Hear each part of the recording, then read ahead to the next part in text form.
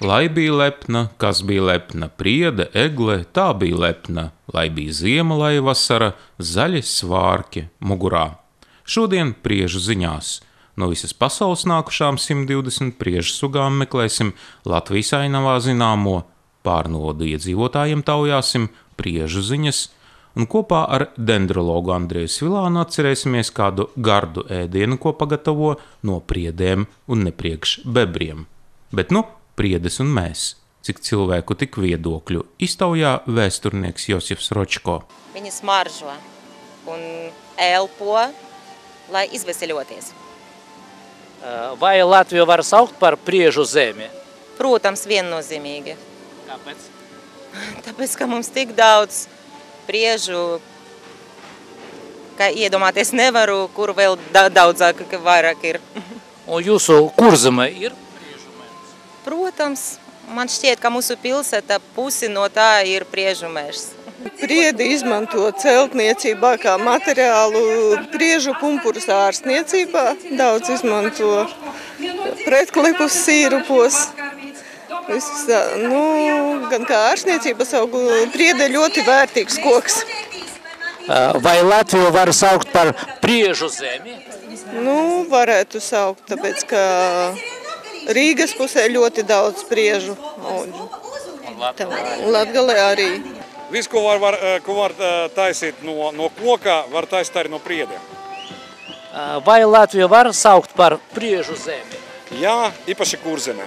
Priede, protams, latviešiem tas ir tāds simbols, man liekas, kas ir pretstats vējam, pretstats, teiksim, vēja un zemes un ūdens stihijā.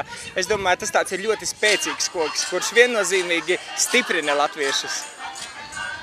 Vai Latviju var saukt par priežu zemi?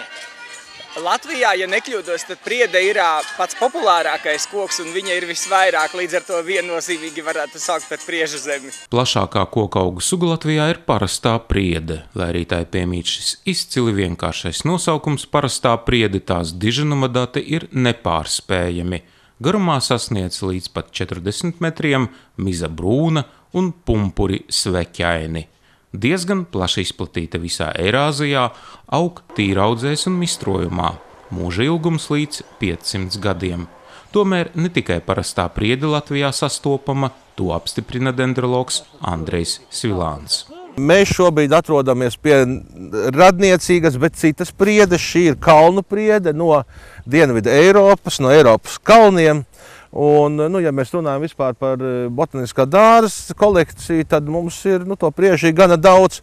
No citzemju priedēm, kas pie mums sastopamas, tās lielākās, izteiksmīgākās noteikti būs melnā priede ar tādām diezgan garām izteiktām skujām, un dzeltenā priede un kalnu dzeltenā priede, kliņškalnu dzeltenā priede, kam tās skujas jau sasniedz tādu aptuveni garumu līdz pat 20 centimetriem. Kalnu priedes šo laikā mēs arī tīri labi pazīsim no apstādījumiem. Ja apstādījumos mēs kaut kur ieraugam kaut ko tādu priedei līdzīgu, bet stipri vien vairāk krumveidīgu, tad droši vien, ka tā būs šī te kalnu priede. Priede ir arī rūpnieciski nozīmīgs koks. No priedes meistaroja laivas, vēlāk izmantoja zīmuļu fabrīkās, tomēr esot liecības par mūzikas industrijas pirmssākumiem priežu audzēs, turpina dendrologs Andrejs Svilāns. Priežu zarus, atklāt sakot, neesmu par šo tēmu tik daudz dzirdējis, bet, protams, sausi zari, sausi koki, izdobti koki.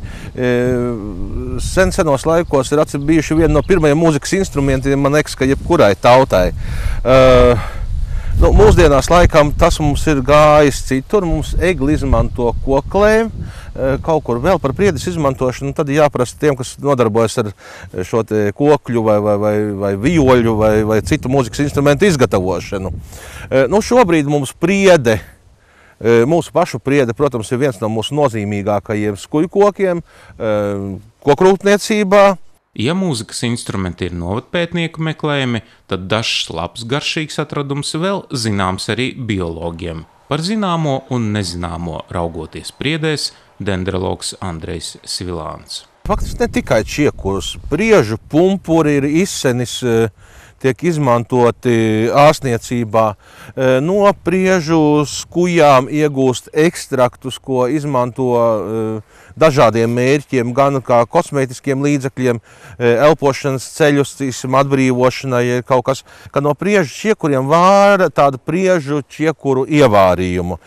Proti ņem zaļus negatavus priežu čiekurus, liek cukura sīrupā, uzvāra un tad viņu, kamēr viņš tādu iegūst tādu dzeltenīgu, medaini dzeltenu šo te krāsu, nu un pēc tam tos čiekurus atstāja vai nu iekšā tajā sīrupā, jā, vai ņem ārā, un tad lieto pie tējas arī ziemā pret saaugstēšanos, pret dažādām elpošanas ceļu saslimšanām.